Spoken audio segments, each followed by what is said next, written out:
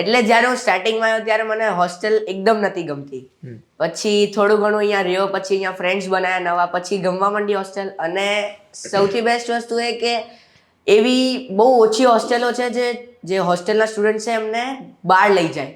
અને હું અહીંયા આવ્યો ને ત્યારે અમને રિઝલ્ટ્સ માટે પાર્ટી ટાઈપ આપી હાર્દિક સરે, કે જેના રિઝલ્ટ્સ 20% કે પછી 10% અપગ્રેડ થયા છે એમને પાર્ટી.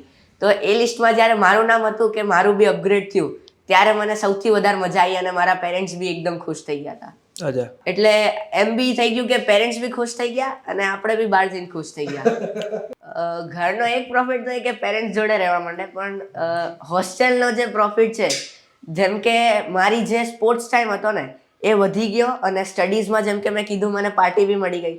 તો જ્યારે એ વસ્તુ થાય ને ત્યારે ઘરે એવું હોય કે આપણે ગમે ત્યારે બહાર જઈ શકીએ પેરેન્ટ્સ જોડે, પણ જ્યારે હું હોસ્ટેલમાં આવીને જ્યારે આ રીતે મને પાર્ટી મળી એ સારું લાગ્યું. અને આ સ્પોર્ટ્સ ટાઈમ હતો ને તો મને ઘરે ટાઈમ નહોતો મળતો કેમ કે મારા ટ્યુશન ક્લાસીસ ને એ બધું હોય. તો અહીંયા આવીને મને એટલો સ્પોર્ટ્સ ટાઈમ ને એટલું બધું મળી ગયું કે હું એકવાર સ્ટેટ બી રમીને આવી ગયો ફૂટબોલમાં. વાવ.